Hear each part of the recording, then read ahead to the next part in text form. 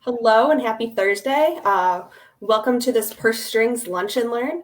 My name is Maggie Nielsen and I'm here as a partner at Purse Strings. For those of you who are new, Purse Strings is all about providing financial tips, tricks, pieces of advice for our communities of women. But when they're ready to, hire a business coach, get a will or estate plan for retirement, maybe have questions about switching jobs, any of those great financial topics, we have top tier financial professionals willing, ready, and able to serve you. We call those our Purse Strings approved professionals, and Terri Hill is one of them. So we're so excited to have her on today to talk about happy goals. I'm hoping saying that right. But before we dive into all that fun, Terri, could we get a little intro of who you are and what you do? Sure. So I'm Terri Hill. I have Two Hills Consulting. I primarily work with women in transition to help them become unstuck and define the next steps to move them forward in their life. It could be career or personal, so I don't limit it that way. I'm very passionate about that because I've reinvented myself many times over the years, and I love to help women reinvent themselves as well. One of the reasons I'm here, though, and this idea of a presentation came from a program I run in the summer called the Emerging Entrepreneurs Academy, which introduces high school students to business ownership. And one of our presenters, his name is Mark Owens, and his name is going to, I put his name all over the presentation just so he gets credit. He came up with this happy goals as opposed to SMART goals. And I just thought it was such a catchy, wonderful thing to think about. I was so excited to share it. So I got permission, and I'm here to share that idea with you guys here today. Awesome. Well, I'm so excited to learn about it because I know as we go into the new year, it's all about setting goals for the new year. And a lot of people do go with the SMART goals. And so this might be a nice little different thing for the new year. And for anyone tuning in live, if you have any questions, feel free to pop them in the chat. If anyone's watching the replay, you can still pop them in. We'll get back to those for you. So let's get the show on the road. Okay, and I'll signal you when I need you to change slides. So thank you. All right. Yeah. Okay, start with the first slide. So we'll title this "Don't Worry, Be Happy." And truly, this is another way to view success. So how do you view goal setting? Next slide. So typically, a lot of us have learned about the SMART system to set goals. They're specific, they're measurable, achievable, realistic, and timely. And I will tell you, this was a process I used quite frequently. I was in sales and marketing for years. And I would take what were my sales for the previous year. I would tack on a certain percentage of increase, anywhere from 10 to 20%. I would know what my attrition would be, and I would set another goal, sub goal, about what percentage of new business I needed to get. They were very specific. They were thankfully very achievable. They were realistic, and obviously they were timely. They were based on a year. I will tell you, they were not very enthusiastic. I was not very enthusiastic about these goals, but it worked for me in that setting. But there were times, I fell short because there might have been clients of mine that I had counted on for business, and they may have closed their doors, and I was not able to make up the revenue. And then there are times I exceeded them, but they weren't as reliable as I would have liked them to be. Next one. So what does success look like when you set your goals? Do you have to cross the finish line? Are you only celebrating, and do you only reward yourself if you complete the task? If you reach that goal at the time that you set that you were going to do that, does it have to be a full 100%? Okay, so next slide. So that is basically, SMART goals are called outcomes-based goals. That success is only reached if your metric is met. Research shows that only 8% of people reach their goals, right? So, you have to question, is this the best way for us to set goals? Next slide. I can't believe it's 8%. That's wild. 8%. I know. But also looking at that specific metric, right? And all of that, it starts to narrow it down, because I know, Maggie, you pointed out, what if you don't meet your goal by December 31st, but you do by January 3rd? Mm-hmm. Does that mean you didn't succeed? What if you're 99.9% close, but you didn't get that extra 0.1%? So we're going to look at goals in a different way. Next slide. So again, is there a better way to do this? If so many people fail, we're not all failures. What can we do differently so more people succeed? Next slide. So I propose that we move from outcomes-based goals to process-based goals and systems. So let's redefine our success. So there are two books that are really, really valuable resources if you're going to be looking at process-based goals. One is Atomic Habits by James Clear. The other one is Tiny Habits by B.J. Fogg, PhD. Maggie, are you familiar with either of these books? I have read Atomic Habits, and I love that one. I should probably reread it. I have not heard Tiny Habits, but I definitely want to get that now. Okay, well, I'll kind of give you a quick overview of some of them. So James Clear's one quote is here that you don't rise to the level of your goals, you fall to the level of your systems. So it's a matter of what actions and what things are you incorporating into your life to get you to that end goal. And if you don't have those, you're not going to reach the goal because you just don't have that framework in place. Atomic Habits, one of the stories that he gives in there, and I'll give you a preview. This is in chapter 1, Maggie. He tells a story of the British cycling team. And at the time, this is like in the course of history, the British cycling team really didn't do well. They weren't very good performers. They weren't gold medalists when it came to the Olympics. And they hired a new coach in the early 2000s. And this new coach decided to really take a close look at what small things that he could improve. What small improvements could he make? It was everything from changing the seat on the bike to make it more comfortable to ride. It was providing some kind of warmth and thermal support for their legs so they wouldn't cramp when they were riding. Looking, of course, at their fabrics of their uniforms. Are they really wind resistant? So what needs to be done there? And to the point where he got so small as to saying, what kind of pillow and mattress are my riders sleeping on? And is that providing them with the best way for them to be refreshed in the morning and perform at the highest level? So he, over time, made all these incremental changes. And within 5 years at the next Olympics, the British cycling team won 60% of the gold medals. Wow, right? So it was these small incremental changes that had big lasting impacts. So to build on Atomic Habits, which kind of lays that really great framework on these small incremental changes, Tiny Habits by B.J. Fogg takes it another step forward. So he says, if you want, so many of us say we have bad habits or we want to introduce a new habit. And I'll start with one that we all want to do. And because I was just at the dentist, as Maggie knows, I'm going to talk about flossing of teeth. So I'm one of those people that floss right before I have to go to the dentist, right? I'm not the one that continues to floss in between. And he says, if you want to, and flossing is important to you, first of all, what you want to do is you want to make the habit so small and so easy that you can succeed easily every day. So how can you make flossing easy, like in small? And his suggestion was you floss one tooth. One tooth, okay? I mean, it sounds absolutely ridiculous, right? But that's success. You floss a tooth a day. And then you not only decide to do that, but you also tie it to the time frame that makes sense. So when will you do it? You're going to do it in the bathroom, probably. You're not going to do it in your car. So you're going to do it in the bathroom. You're probably going to do it right after you brush your teeth. So it's going to be tied to behaviors that are closely aligned to the new habit that you're going to incorporate. And the one thing he also says is you need to celebrate when you do your tiny habit.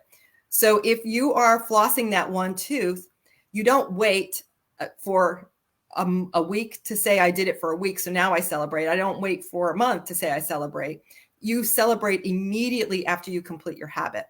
And that little celebration could be a woohoo! It could be a little dance that you do. It could be anything. But what it starts to do is it reinforces to yourself, the endorphins start to build up, and you put this positive association with this new little habit.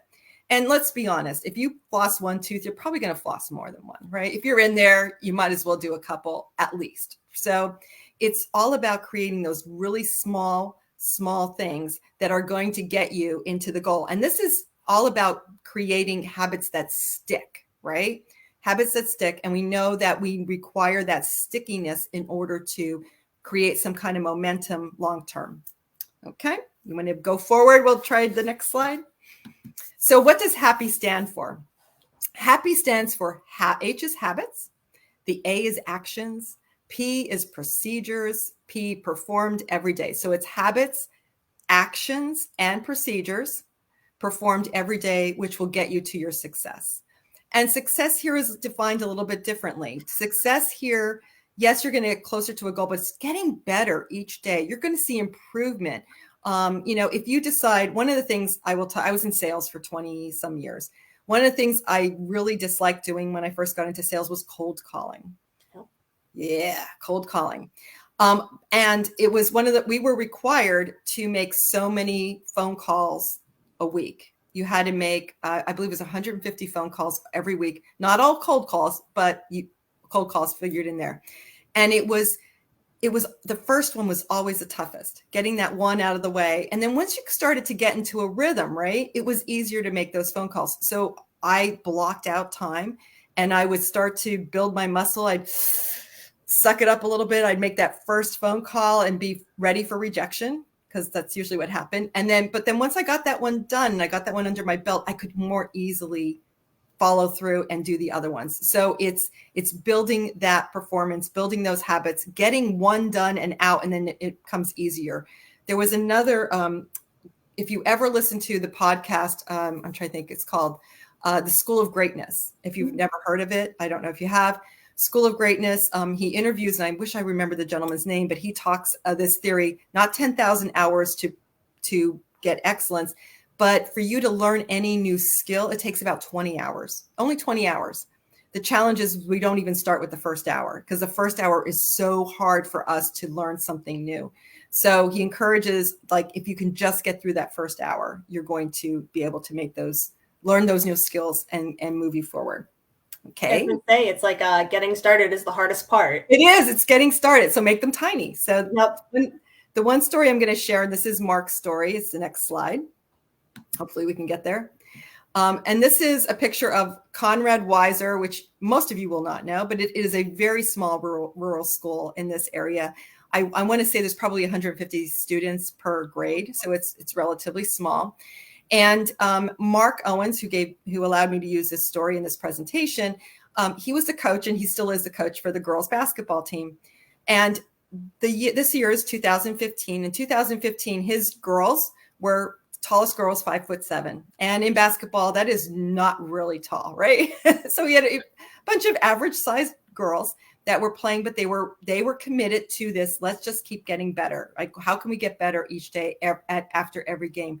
So their way of approaching the season was, let's just keep improving. And they made it to what's called the county playoffs. They made it to the semifinals. Now, what's interesting about our county playoffs is it's schools of all sizes. So you have the school that has also 800 or 500 students competing against this 150. So they made it to the semifinals. They didn't win, but because they got to that level, they were able to go on to something called districts. So now they move forward, right? So they move forward to the next level. In districts, they got to the final game. They did not win the trophy, but that qualified them for state playoffs. So now they're in the state playoffs. And during their state playoffs, they actually played the number one team in the state and won against them. Yes, won against the number one team, but they only got to the semifinals for the state. So, yeah, but they are considered the furthest, the team that's gone the furthest in states of their size in our area. And so he questions them, like, is that considered a winning season or not? They didn't come home with a trophy at any level, no trophies, but yet they went the furthest ahead. So he definitely says that process building and that getting better each day is what got them there. And because they didn't define success as having to come home with an award, that they were able to celebrate along the way. That's so exciting. I mean, because getting to state, I mean, that's an achievement in itself, and you have to recognize that. Yes. I'll tell you one quick thing about his strategy against the number one team. The number one team had a 6'1" center and very, very tall, obviously very, very tall girl. And they knew they couldn't go inside. They couldn't shoot from under the basket. So his strategy with the girls was, I want you to shoot 30, or I want you to miss, not shoot. I want you to miss 33 pointers. And that was all intended to take the pressure off of them, but to shoot from the outside, because that's the only way they were going to try to score. And they won. I love So it. I love how it. It's cool is that, amazing. right? It's amazing. Yeah. So I have a quick wrap up already. Look at this. I did this really quickly. So I want to help you. How do you get started? So again, it's what is the one thing you can commit to doing every day? So if you want to get better in what is that getting better? If you're working towards, you said, I really want to run a marathon, but I want you to see success along the way. What is the one thing you can commit to every day? Is it walking, running a mile? What is it that can get you there? And it's so small. I said small, consistent steps win over time. It's so small that you can do it no matter how you're feeling, like when you're not feeling it, right? So we want to do that, but it has to be able to be consistent. Reward yourself along the way. It's so important that as you progress, as you do that habit, as you keep it consistent, that you do some kind of activity, woo woo, whatever, shout out, play certain song. I mean, I tell you, sports got it right when they have like those, like when the players come out, they have like little songs that match who they are. Play that song. You know, I'm a winner. I don't care. I'm a survivor. Whatever it is that you can have and you know, follow you around, because that will help build your endorphins and keep you coming back to do that. And remember, I love this quote. This is a Mark quote. He says, "Do what you don't want to do when you don't want to do it, so that you can do the thing you want at a very high level whenever you want to do it." So you do these little action steps that will get you further ahead so that you can become better at whatever the end goal is, right? But again, I don't want you to have to focus so much on the end goal that that's the only thing that will equal success in your life, because so many of us make progress, but we don't give ourselves credit for it. That's definitely true. We do not give ourselves enough credit. I loved all this great information, and I'm excited to kind of make some of my goals for the year. So if anyone's tuning in and has any questions, throw them in the chat. But Terri, I'm going to put you on the hot seat real quick. What are one of your happy goals that you are making for the new year, or that you're currently doing? Well, you know what? It's something that I have. I will say I admit that I am a discipline challenged individual. Like, I like to do things that are fun, and I don't necessarily like to do things like Mark tells me what I should be doing. I'm like, ugh, I know. So I had been very disciplined, where I would get up every morning and walk, and that would set the tone for my day. And it was walking to be healthy, whether or not just to feel better about myself. It wasn't necessarily like I needed to lose a lot of weight, but it was just to feel healthy. And I have totally fallen away from that. The lovely shorter days just makes me want to curl up in bed and not get out of bed early in the morning to do that action step. And that is something I'm recommitting to in the new year. That is something I'm going to take. And again, I'm not going to do it. I don't have to do it long. How small can it be, right? It can be 10 minutes on the treadmill. Just walk, just to get it in. It doesn't have to be a certain speed. It doesn't have to be me jogging, just to get me moving. Because once I'm on there, I'm probably going to stay on longer than 10 minutes, right? But I need to get myself there. So that action is probably the one that I'm committed to more quickly, that I can tell you that's what I'm going to do, because I know it's important for me to be able to do that. I have an 18-month-old granddaughter. I'm not going to be able to keep up with her unless I start moving around. You know, she's yeah, just a ball of energy. Definitely. So what are you looking at doing? I'm going to ask you and put you on the spot. That's a great question. I mean, I did just try to pick up again after the time change, the walking again in the morning. It's helpful having a dog to kind of get me on my way. But I might just pick up the flossing thing. It's something I've been really meaning to like do more, as bad as it sounds. And, you know, so I might just do it. So the next time I go to the dentist, they're extra proud of me. It's fabulous. I will in his stories, James Clear talks about, or no, is it James Clear? It's BJ Fogg. I'm so sorry. BJ Fogg talks about just if your intention is to go to the gym. So many of probably people watching, and so many have gone where they started and they joined a gym with the intention of being there. But it's sometimes hard to create a new habit where you're outside of your normal routine. So what he recommended you do is you just put on your sneakers. Yep. It's like, what? You know, you go, what? And then once you get comfortable in your sneakers, it's like a no-brainer. You just put on your sneakers, drive to the gym, but don't go in. and then drive to the gym and walk through the door, but don't do anything.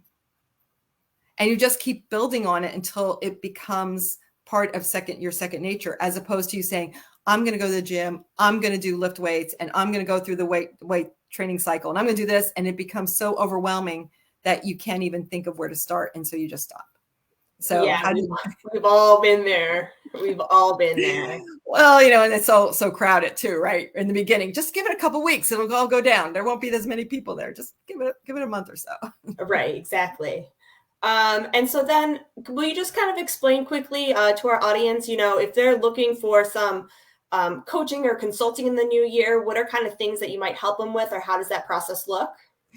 Well, I don't know if you can put that presentation back up, but the last slide actually had a QR code. Oh, okay. Okay, so the last slide has a QR code. So for anybody who is watching or interested, and it could be that you're looking to move from a SMART goal to happy, because it just sounds better, and you're into the process. You want to build those processes. Offering a free one-on-one conversation, and to help you identify what that step is going to be.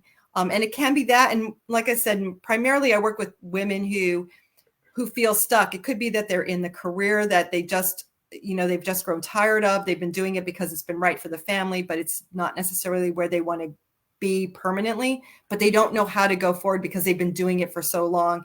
And they really, instead of seeing opportunities, they just see closed doors because, well, I can't do that because I've never done it. And we women really undervalue what we bring to the table. There is some great research out there that says women need to feel that they have 80 to 90% of the skills listed before they'll apply for a job. A man only feels he needs 50%. So, we're selling ourselves short. We are not doing that. So how can I help create that step? How can I help you, come with a new perspective to possibilities that exist in your life? So. Awesome. Well, that's a really great, gift or giveaway, especially in the season, to help your year off right. So don't be afraid to call Terri and or email her. It's terri@twohills.consulting. Right. We've also been going through the bottom. She's also one of our Purse Strings approved professionals. So you can check her out on our site, pursestrings.co. And I think this has been awesome. Is there anything else that we didn't touch on today that you want to make sure is shared? Can I end with a story? Yeah. And this is all about taking small steps and looking at a different perspective. So this is not my story, but there's another coach, Mary Morrissey, who trains coaches and trains people. But she's shared a story of how there was a woman she was working with who had been working in a fast food position. She had 2 children. She was living in a small apartment. She did laundry and ironing on the side just to kind of make ends meet. And she's working with Mary to try to get her life in order. And Mary said, okay, so what is your dream? And now this is dreaming, okay?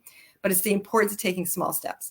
So Mary asked what her dream was. And she said, oh, if I could only have a house, if my kids could have their own bedroom. It was a single bedroom apartment. If my kids could have their own bedroom, if I could only have a window over my sink so I could look out, because right now it's just a wall. Wow. And if I could have a dog, if I could have a place that my son could have a dog, wouldn't that be fabulous? And she's going on and on about all these possibilities. And Mary says, wow, that's really great. She goes, how do you feel? And the woman says, I don't feel really good. And I says, why don't you feel good? I mean, that was exciting. And she says, because I can't have it. And Mary said, if you could have it, if you thought it was possible, what's one small step you could take that would, that you would do if you knew it was possible? And the woman said, I think I'd start looking for the houses, right? I'd start looking, right? Start looking. So Mary suggested, maybe why didn't she do that? So the next session, Mary said, so how did it go? And she goes, oh my gosh, I found the house. Well, tell me about it. Oh, well, it needs work, but it has the picket fence. It has a fireplace in the living room. It has so much potential. And I'm so excited. It's everything I've dreamed of. And Mary said, so how do you feel about it? And she said, I feel awful. Again, this woman feels awful. Why? Well, I can't afford it. It's twice the amount of money that I'm paying now. And there's no way I can do that. And Mary said, well, what if it's possible? What's one step you could do? And she says, well, I think I could write a letter to the landlord and just say, if you allow me to to pay what I'm currently paying, she gave the amount, I would be willing to do all of the make all the corrections to the house. I would fix and I would paint. I would do whatever, make these repairs. And so Mary said, why don't you do this? So the woman wrote a letter to the landlord. And about a month later, the landlord calls her and says, I don't know why I'm calling you. I have 2 full price offers on this property, but your letter will not let me alone. And he says, I would love to offer it to you as long as we can commit to what you're going to do to the house. Yep. So they came to an agreement. And by Christmas, she was in the house for the holidays. And she had to pinch herself. Now, what that small thing did for her was not only get her into the house, but she started to perform better at work. She saw that she got management opportunities, eventually became a regional director. She saw all this advancement because she started to take off the limits of what she was able to do, taking one small step at a time. So I have goosebumps. It's such a great story. I appreciate you I'm sharing. happy now, right? Happy. Definitely. And so, yeah, I would love, if anyone watches this back, to hear what small steps they're going to start taking. And I'm excited now for the new year. Good. Well, thank you again, Terri, for all this great information. Don't be afraid to reach out to Terri. Her email's in the bottom, or she's a Purse Strings approved professional, so you can reach out there, pursestrings.co. And we'll see everyone again here next week. So thank you, and we'll talk to everyone soon. Thank you, Maggie. Bye.